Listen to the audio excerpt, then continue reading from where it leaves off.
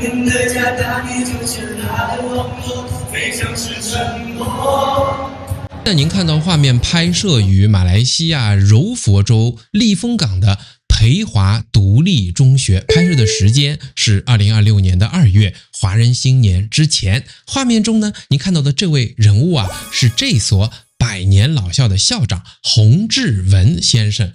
同时呢，这位人物眼尖的可能已经认出来了，是啊，他是拿督斯里李家发先生，也就是大马上市公司 Echo Shop 的老板和创始人。很开心啊，还有机会打一个照面啊，他能够请我们吃上这样一餐。这位亿万富翁和100年老校，他们擦出了一些怎样的火花呢？通过今天我参与的这场活动啊，你能够了解到大马的独立中学为什么需要筹钱，还真的要筹多少钱呢？他们真的缺钱吗？你能够了解到像李家发先生这样的亿万富翁是如何承担起自己的责任来帮助华教的。同时啊，我们都说大马最美丽的风景线是千千万万的人，是普通人。那么在这样的富豪身后又站着多少啊成百上千的普通人，他们如何支撑着华社的运营和发展呢？你今天啊，就随我一起来走入培华独冲的这一场筹款答谢晚宴。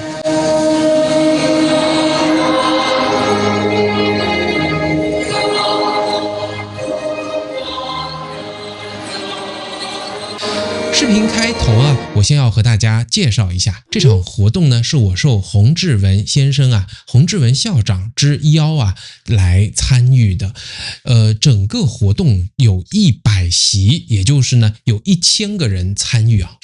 每一个人他们啊都为独中的筹款啊来进行过或多或少的贡献，我相信都是尽了他们最大的力量了。而培华独中呢，说起来啊，在去年年尾的时候呢，我去啊经由我们观众介绍采访了校长，我了解到他的故事。他从东马过来，家里啊是教育世家，他如何选择在他这个年龄再冲一把，最后拼一把，为了培华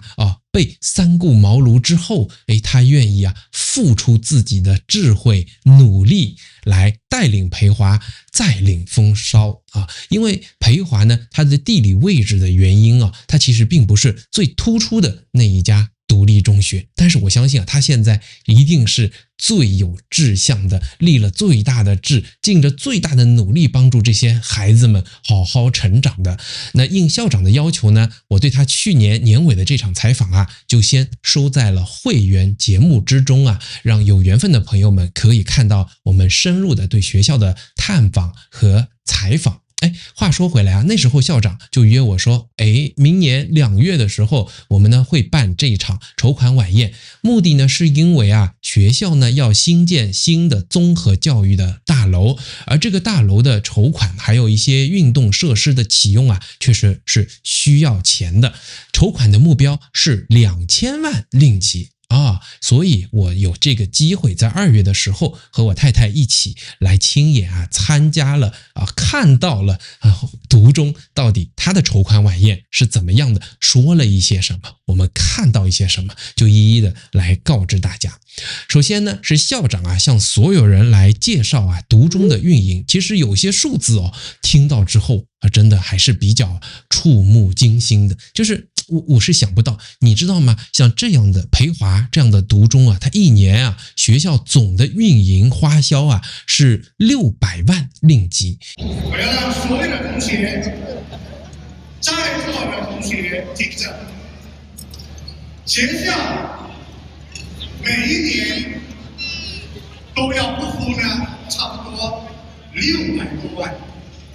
你要知道几十个老师，可是他们培养了多少学生呢？整整初中高中加到一起561个学生。我再告诉你一些数字啊，每个学生啊每一个月啊学校要补贴950块钱。那是要为孩子们每一年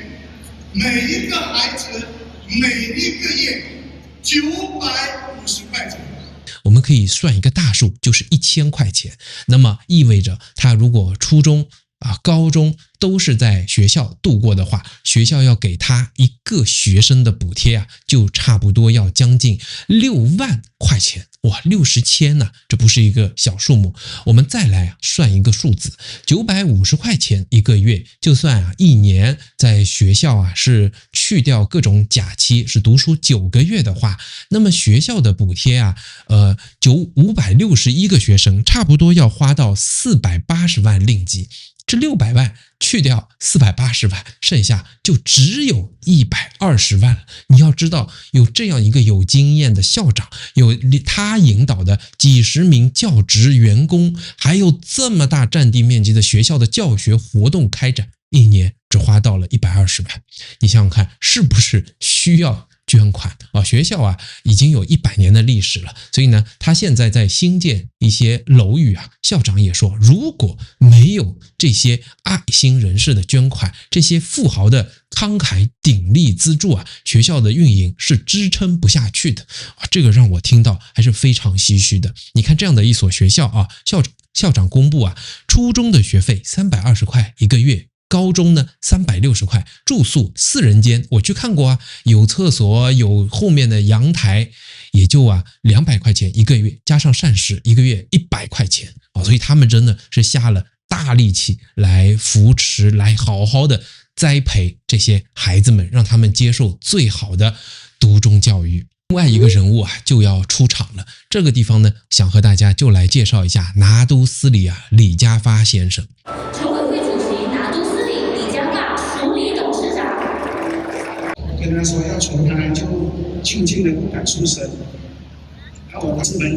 很难得，每一次都是配合大家的时间，从来没有讲一天不得空。当哪里一天要去龙华出席一个饭局，他们他其实应该说和我们之前介绍过的所谓大马的草根创业老板比如说 99 Speed 的老板类似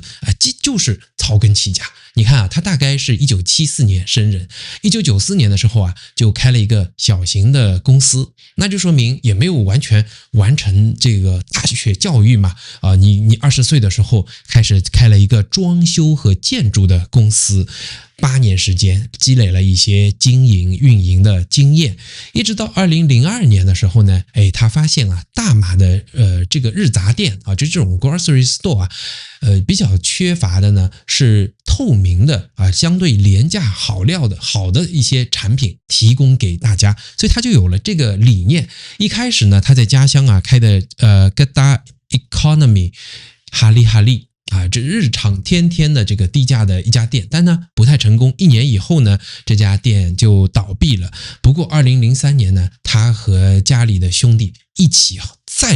再战，这一次成功了，也就是现在我们看到的 Echo Shop。它一开始定位就是2元，所以有些人把它称为叫2元店2令吉。后来呢，慢慢变成2块4到2块6这样的一个区间。到2018年大发展，有100家店了。2024年更是在疫情之后变成了350家店。现在 Echo Shop 已经有超过400家店这么多的一个规模了题外话，我发现2000年这个年代真的是大发展的时候，很多店，比如说99 Speed Mart 是1987年开的小的杂货铺但是快速的发展也在2000年初包括 KK Mart 很多那么我们把它说回来，你可能会觉得李家发他是一个大老板，拿督斯里李家发。2025年Echo Shop 他已经上市了，是一家上市公司，所以他有钱，是这样吗？是Echo Shop 确实很有钱，他一年的销售大概有30亿令吉，他的利润呢在2亿令吉。可是你知道吗，在这筹到的2000万令吉的筹款之中有多少是李家发先生的 Echo Shop 出的呢？整整500万令吉。看真正的500万令吉，500万的惊天大爱，这份深情厚谊将永远镌刻在了平华的发展史上。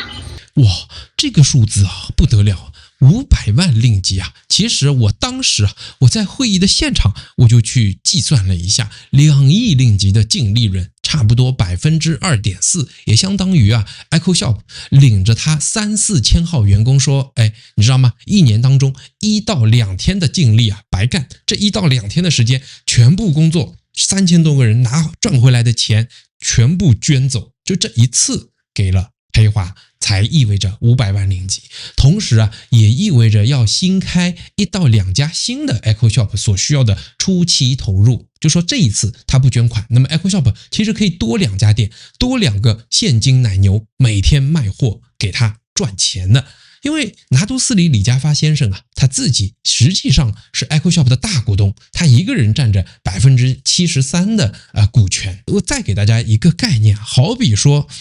比如说我们的收入去掉各种税，收入是10万块钱装进口袋，一年整个家庭的收入，那么你这一次过给培华中学捐走2400块。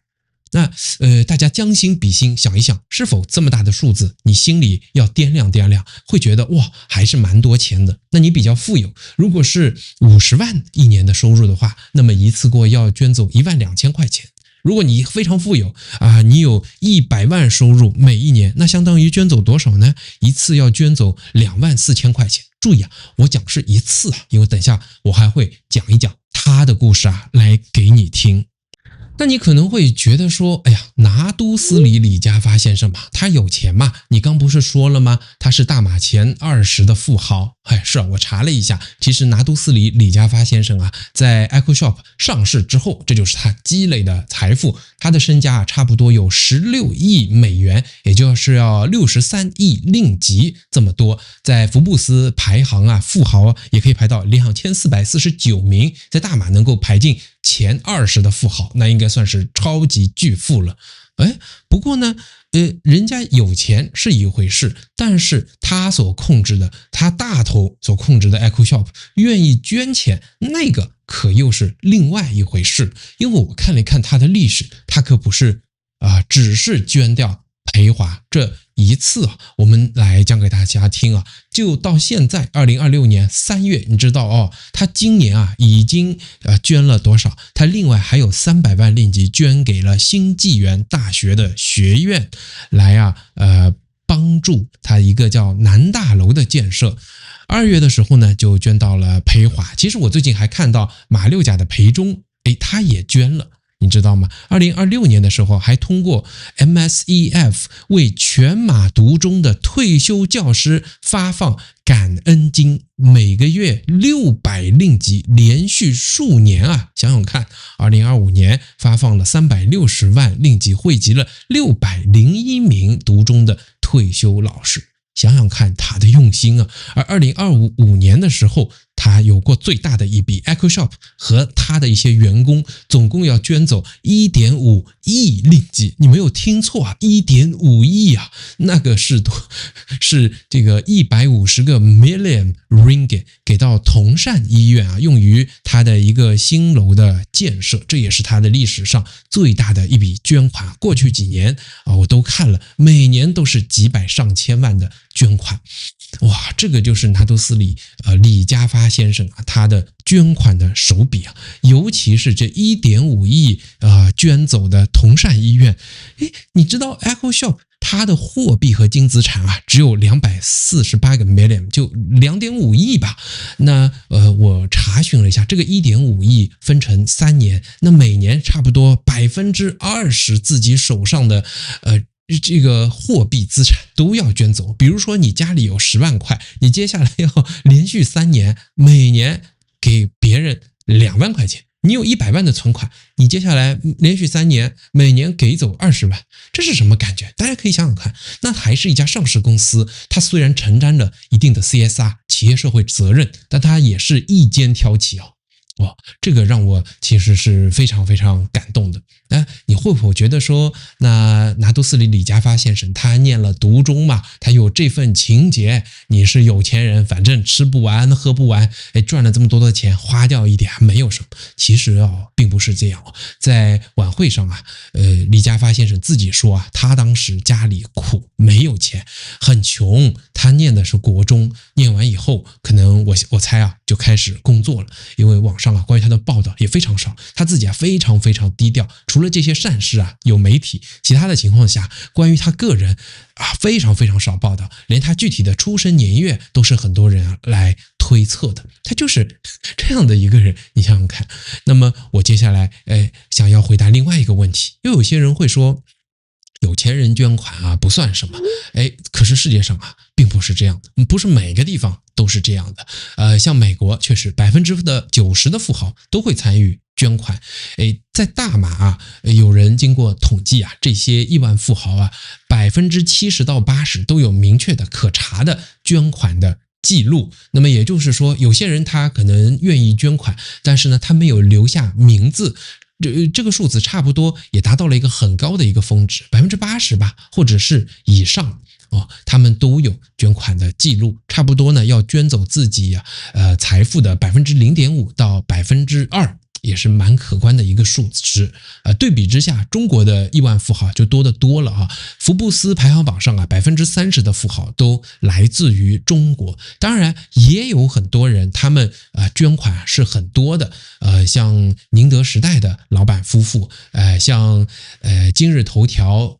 这字节跳动就是这个母公司的老板，他们呢都捐了很多，有第一流的富豪都捐到5%、2点几都有，马云、马化腾，但通常来讲，中国的富豪参与这些慈善建设的只有10%到30%，那这个只有大马的一小半，一半的一半都还不到，而捐走的份额呢，在0.1%到1%之间，这个又是大马一小半的一小半，这个差距就能够看得出来。这个大马的社会，今天我们看到的是独中，看到的医疗这样的一些投入都是离不开这样的富豪们的投入。其实真正令我感动的还是在拿督斯里李家发先生之外我们虽然近距离的看到他，看到了这样的一位亿万富豪，当我参加这个会的时候，除了他的名字，我还看到了千千万万的人，这是一份叫征信录，其实所有参与捐款的人都写在上面。前面一些名字当然是大头，除了一个人独捐25%的Echo Shop， 第二名应该也是大马的一个大富豪我查了一下，也是做水泥很多产业起家的拿督斯里李典和先生，他呢捐走250万令吉。还有呢拿听斯里林彩婷，还有一些基金会像拿督曾华建的基金会，谢松坤松木基金，他们呢都捐了100万令吉。接下来还有很多个人。真正令人感动的，我说过是在这些大富豪之后，你知道像这样的页纸从一个人独捐250万、100万，一直到我给大家看一下最后一页捐50块钱的也有很多人到100块钱、150块钱、200块钱、300块钱，一共整整写了9页的人名，这样的 A4 的纸写了9页，捐走的总额有零有整是2065万9665块，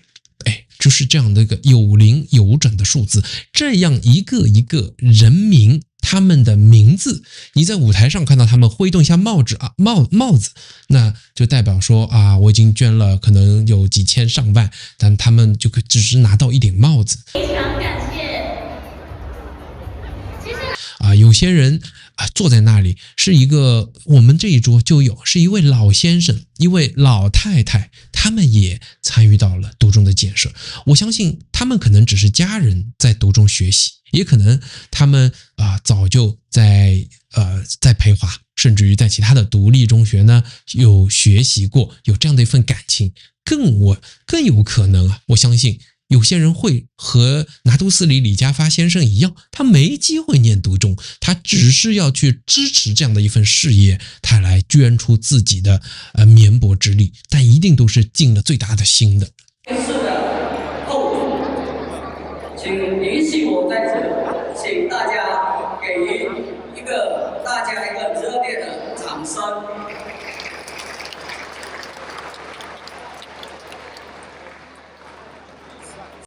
还有啊，你仔细看这样的一份这样的征信录名单啊，有用英文名字的，有用中文名字的，有公司，有各个庙宇他们宫殿，他们都参与到了捐款之中还有嘛，有海外的，有香港、中国大陆也有有很多中国人（括号江苏括号那些地方他们也有整个大马社会的这个荣誉体系中的人，有像高级拿督有律师有很多有头衔的人有拿督，他们都参与进来。还有令我比较唏嘘的，你知道是什么吗？在整个学校大楼建成了的今天，再来看这份征信录有很多人的名字已经被打上了框框，对，他们已经去世了，就可能是一些老年人吧他在想要去报效我们读中建设的时候还有这份心，但是他等不到这一天来参与这样的答谢晚宴。当校长和身后的学生说请大家感恩所有的来宾的时候，孩子们真的是鞠躬。哎呀，他们都一直在整场活动中帮忙我看的也是非常非常感动。这些孩子真的是懂事的，他们虽然他们的学校、他们的教育每个月都需要学校、需要社会来补贴，但他们就是在这样的滋养温润中成长，在爱之中成长。我也为他们感到非常非常的开心。所以我希望现在所有站在背后的同学，请你们站立起来，1、2、3。每一个普通人的投入，点点滴滴，非常真实，非常的具体。平时听说的都是一些抽象的故事，自己几个小时坐在培华都中看到的是真实的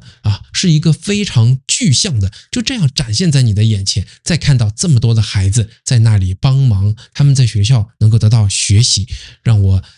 经受了一场真正的洗礼。是我要今天分享给大家这样一个令人感动的故事。最后呢，我想再插播一下我们的产品欧卡欧卡它主要呢是以一个低碳、低热量、健康饮食、新鲜所制作的，有鸡胸肉、鸡腿、鸡翅，有像药膳的鸡腿，有黑松露的鸡胸，还有挪威刺身鸡当天空运的三文鱼，有我们的坚果，有腰豆、杏仁。我们的目标呢，就是要提供给像健身房、像糖尿病患者或者是糖前的、有血糖比较高的，需要注重养生，需要获取大量蛋白质，又不希望升糖很快，又不希望吃的不太健康，想要好好做一餐，爱自己、款待自己，给家人、给小孩但又不想挥汗如雨的人，也希望呢你有机会可以来支持我们。我们每个月也基本上都会参与到慈善的活动之中。好，谢谢您，有什么您的感想就跟我们在留言区点赞、打赏、留言、转发如果你还没有订阅的话，可以按下去，相信后面的节目也不会让您失望。Thank you， 拜拜。